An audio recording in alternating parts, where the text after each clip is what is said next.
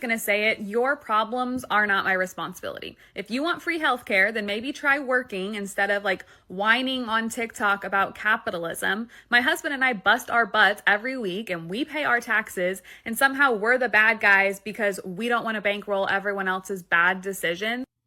So first off, I'd like to congratulate this woman and her husband on having jobs that pay her enough that she can get insurance.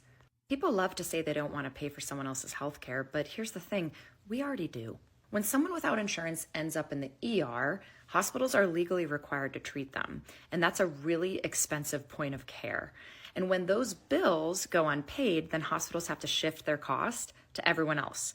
So we have raised prices at hospitals, insurance companies raise their premiums. So whether you realize it or not, we're already paying. It's just a really inefficient way to do it and at a higher cost.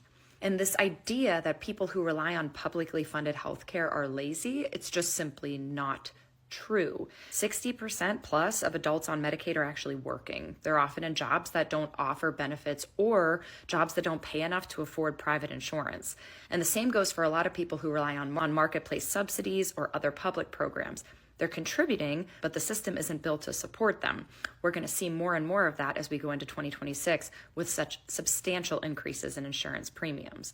It's not about laziness. It's about how we've tied healthcare access to employment in a way that leaves millions of working Americans behind.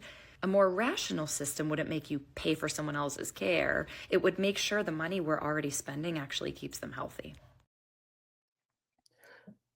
Brilliant. And I'll add my 2 cents to it.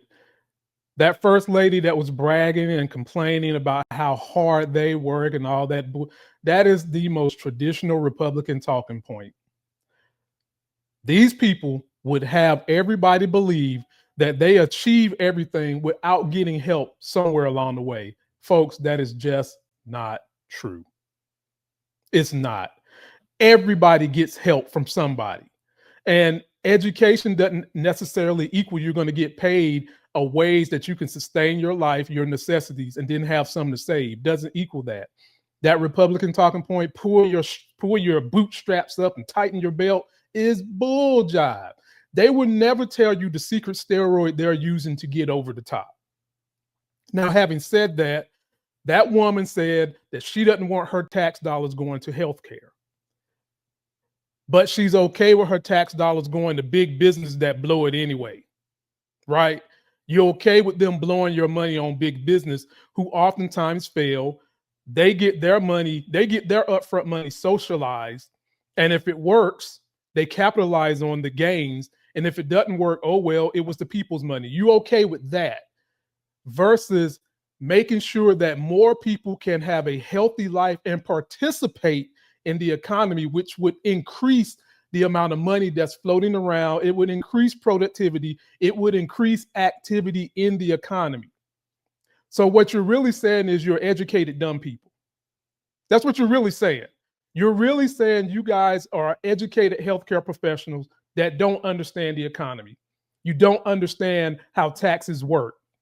You only understand and get angry when you see taxes coming out of your check, but never stop to think, if I'm paying taxes, what would be the best good for this tax money to help everybody so that America's a better place? You don't think about that? Your first impulse is go to Fox News talking point. They're lazy. They're not working.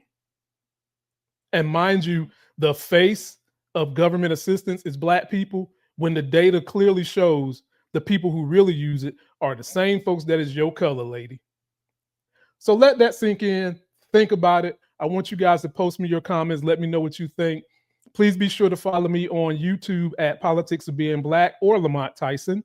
Please be sure to follow me on Instagram at Politics of Being Black in America. And you can follow me on TikTok at Life Gains One.